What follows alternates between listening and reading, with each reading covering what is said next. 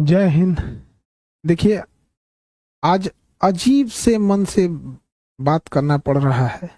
बड़ी दुखद खबर के साथ अचानक से सब चीज चल रहा था।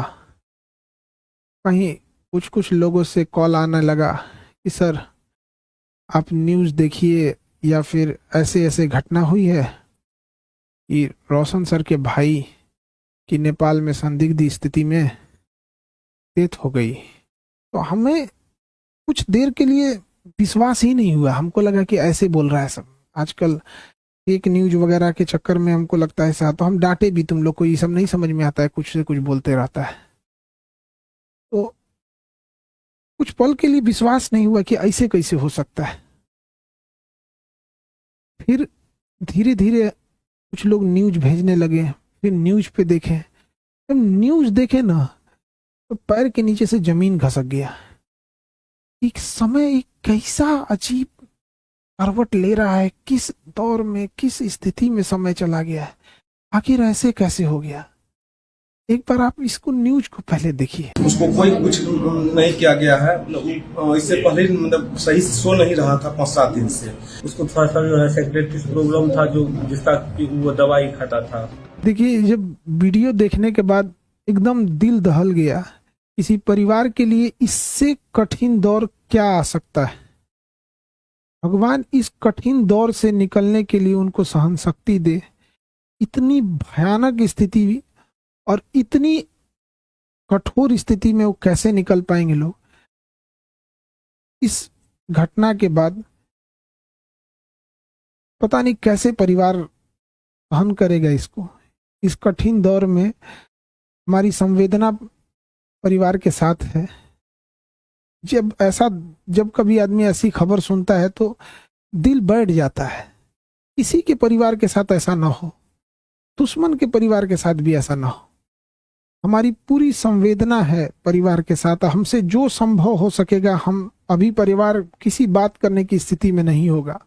हम इस चीज को समझ सकते हैं कि किसी के साथ ऐसा ना हो, लेकिन हमसे जो प्रयास होगा, हमसे जो कहेंगे लोग, हम वो हर संभव मदद करने को तैयार हैं, चाहे जो कुछ वो कहेंगे। इसमें सबसे जरूरी बात क्या है कि जो मीडिया को काफी संवेदनशील होने की जरूरत है। जो ऑथेंटिक न्यूज है वही चलाएं। अलग अलग इधर उधर अफवाहें या अटकलों पे ना जाएं। ये बहुत संवेदनशील मामला है। और पुलिस अपना एक ऑफिशियल बयान जारी करे जिससे कि स्पष्ट हो सके चीजें क्या हैं, और जल्दी से जल्दी इसका पोस्टमार्टम रिपोर्ट सार्वजनिक किया जाए। और सबसे ज्यादा जो अजीब सा चीज लग रहा है, ये कोइंसिडेंस, ये कैसे कोई तीसरा इंसान इसमें इन्वॉल्व लग रहा है। आखिर इतनी खतरनाक चीजें, इतनी अमानवीकृत कैसे कोई कर सकता है। तो इसमें कोई ना कोई तीसरा साजिश जरूर कर रहा है। इसके लिए एक उच्च स्तरीय जांच होनी चाहिए, और उच्च स्तरीय जांच की रिपोर्ट को लाया जाए, और जो दोषी पाए जाएंगे उनमें एक को भी न छोड़ी जाए। फांसी से नीचे इनकी कोई सजा नहीं होनी चाहिए। आखिर ऐसा किसने, अगर किसी ने इसमें इन्वॉल्व है तो। अभी न्यूज में पता चल रहा है कि अलग अलग न्यूज अलग अलग चला रहे हैं। कृपया करके न्यूज वालों से भी हाथ जोड़ कर विनती है। कोई कहता है कि मिर्गी की दवा खाई, एक दूसरा न्यूज देखो तो कोई कह रहा है कि शराब, कोई अलग न्यूज दिखा रहा है, कोई कुछ न्यूज दिखा रहा है।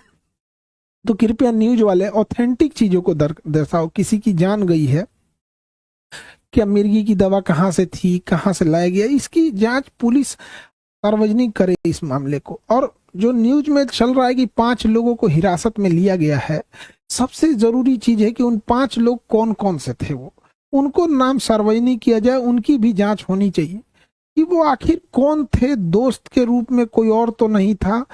ये तीसरा एंगल कोई हो भी सकता है इसमें। इस चीज को नकारा नहीं जा सकता है कि जिस तरह से इस मामले को तूल पकड़ाया गया, एक गार्ड का मैटर था, अपना सॉल्व हो जाता इसको, लेकिन इसको इस तरह से तूल पकड़ाया गया इतना बड़े लेवल पे। और इधर ये जब ये घटना सामने आती है तो कुछ समझ में नहीं आता है क्या करें आप।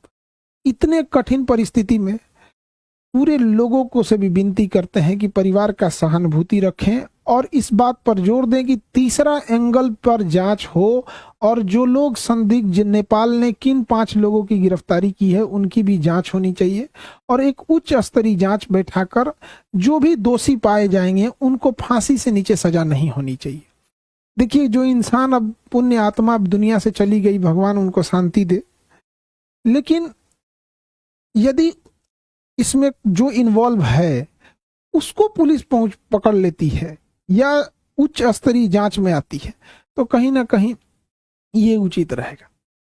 इस कठिन परिस्थिति से अजीब सा समय ले आ देता है। कभी कभी समय इंसान को ऐसे जगह लाके खड़ा करता है ना, जहां इंसान को कुछ समझ में नहीं आता है क्या हो रहा है, ये समय का चक्र किधर चल रहा है, कौन सी साजिश चल रही है, कौन कौन इसमें इन्वॉल्व हो रहा है, कौन तीसरा इंसान तो नहीं इन्वॉल्व हो रहा है, आखिर वो 5 लोग कौन थे और उसके साथ क्या कर रहे थे।